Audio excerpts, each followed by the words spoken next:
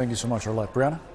We're joined now by Democratic Congressman Subramanyam of Virginia. He's a member of the Oversight and Government Reform Committee. And you, Congressman, have talked about, you've said that you see a correlation between the rhetoric and the political violence. What have you been reflecting on kind of in that vein since Charlie Kirk was killed? You know, what happened to Charlie Kirk was awful, but it was not an isolated incident. You look at the president's assassination attempt last year, the attempt on the Democratic lawmakers in Minnesota, Nancy Pelosi's husband, Gabby Giffords, Steve Scalise. I mean, I can go on. Both sides of the aisle have seen this. And we were already talking about security in our caucus on the Democratic side. We had concerns since that Minnesota shooting. And then my office even got threats about a couple weeks ago. So we've been looking at security when this happened. And so we're definitely, the alarm bells are ringing for sure. And we just don't, it's not just about our own security, it's about the security of anyone who attends our events.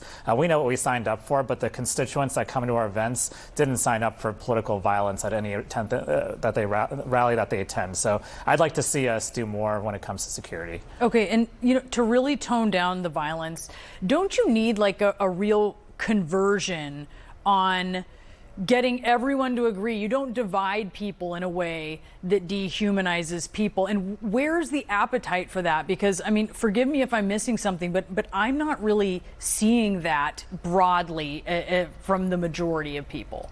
Yeah, first, we have to lead by example in Congress. We have to make sure that, you know, when we have differences, that we don't use violent rhetoric or we don't make fun of violence or make light of violence.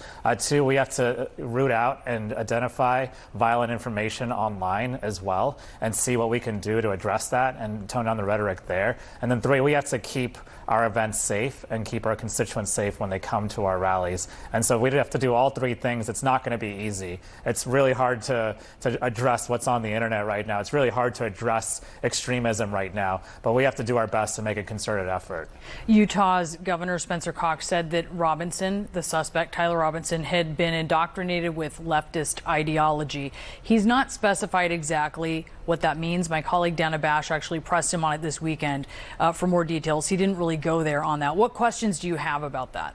I mean, first of all, you know, I'd heard different things about his ideology. He wasn't a registered Democrat or Republican. He may have been a Groyker, which is a follower of Nick Fuentes, who's on the right. But I'll say this, it shouldn't matter. This has happened to Democrats. This has happened to Republicans. The shooters were on both sides of the extreme.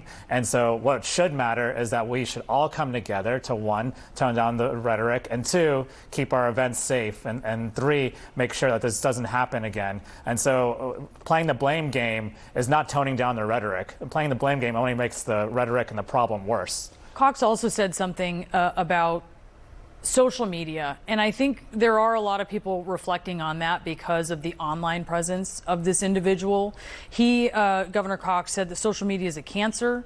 He told our Dana Bash that social media companies need to be held to account. They have largely evaded serious accountability by Congress. Is it time to finally change that?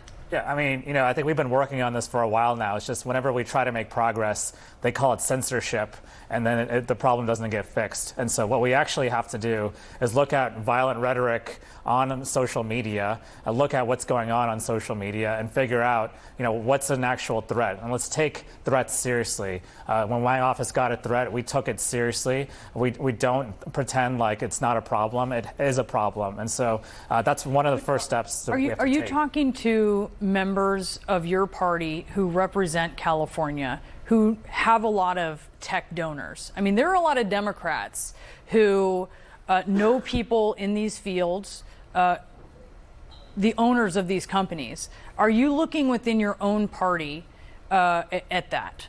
Yeah, this shouldn't be about which party. Both parties should be coming together on this. This should be bipartisan, and we should be looking at what we're going to do tangibly to address this issue, because that's what the American people want us to do. I want to call hearings on this. I want to call a hearing on political violence and on extremism on social media and see what we can do, what legislation we can push. And I think the social media companies should be working with us. I don't think they want their tools used to commit crimes like this, and so we have to continue to be vigilant about it and take action. I want to ask you about the Jeffrey Epstein files. You're on House Oversight, and the Epstein estate turned over more documents to the committee on Friday. It includes 2 pages of that so-called birthday book that were redacted in the first production.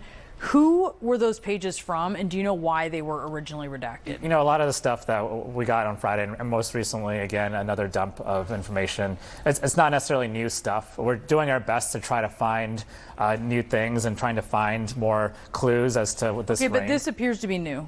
These are two pages that were previously redacted. Do you have a sense at this point who they're from? Or I don't have yet? a sense. I'll just say, though, the best way to get all the information is if the president and this administration releases all the files to us unredacted. And if we want to actually get some answers, which is what the victims want as well, we'll get those files released immediately. The Treasury Department will turn over certain bank activity reports that relate to the Epstein investigation. Have you seen any of these suspicious activity reports from Treasury yet? Have they turned over anything here? And what are you looking for in these? I haven't seen anything yet, but I'll say that many of the victims told us to follow the money because a lot of the banks knew about what was going on, and Epstein himself, you know, his bank records will tell a story about what he did and what happened. And so we think that we can find a lot of information in these bank records. So that's why we want them. What is that story? Is it I mean, just explain to us where following the money to even just a category of person or alleged co-conspirator. Tell us what that story is. Epstein commingled his social life with his business, with his crimes. And so the story he tells is basically in his accounts, the people he paid, the money that came in and out of those accounts tells a story about who was involved in these crimes as well. And so we want to follow the money and see where it leads us. All right, Congressman Subramanyam, thank you so much for being with us. Really appreciate it. Thank you. And still to come, a last